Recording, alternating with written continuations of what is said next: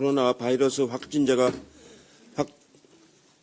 나온 지 꼭 한 달이 되었습니다. 그동안 정부도 열심히 하고 국민들께서도 정말 잘 대응하고 계십니다. 우한에서 귀국하셨던 국민 한 분께서 나라가 있다는 사실에 큰 위안을 받았고 강한 국가와 능력 있는 정부의 중요성을 절감하셨다고 말씀을 하신 걸 기사에서 봤습니다. 코로나19 방역과 치료에 총력을 다하고 있는 정부의 의료진에게 이보다 더 큰 격려의 말씀은 없을 것입니다.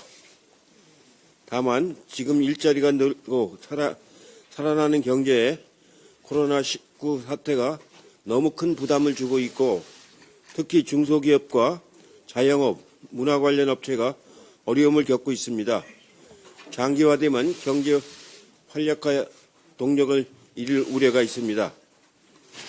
민주당은 지난해에 이어 민생경제 활력 제고를 위한 당정청 지방정부 합동회의를 개최해 전통시장, 골목상권 활성화를 포함한 파격적인 지원 방안을 수립하고 이를 발빠르게 실행에 옮겨나가도록 하겠습니다.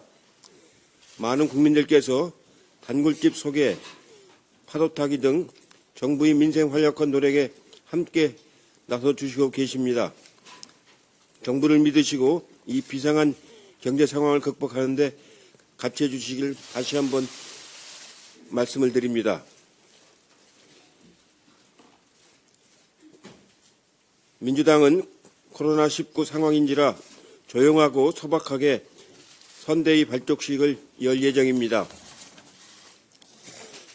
어제 공관위도 18개 지역 경선 2개 지역을 전략지역으로 선정하는 등 결정을 내렸습니다.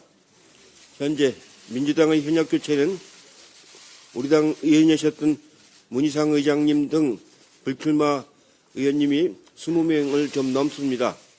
몇 분이 더 용단을 내려줄 걸로 예상이 되기 때문에 최소한도 20%가 넘는 현역 의원들이 이번 총선에 참여 안 하실 것 같습니다. 이번 총선은 향후 4년간 국회대원 국회를 만들 수 있는가를 가름하는 매우 중요한 선거기에 조용하지만 철저하게 준비를 하고 있습니다. 공정하고 질서 있는 혁신 공천과 공정, 혁신, 미래를 향한 정책 공약을 개발해서 국민 여러분께 보여드리도록 하겠습니다. 항상 절실한 마음으로 진실하고 성실하게 겸손하게 임하도록 하겠습니다.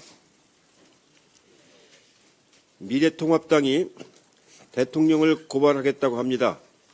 창당 후 첫 원내대책회의에서 나온 말이 대통령 고발 검토라니 참으로 기가 막힐 일입니다. 당의 정강이 국정 발목 잡기이고 정책이 대통령 고발이 아니고서야 어찌 창당 다음 날 이런 말을 할 수 있는지 어이가 없습니다.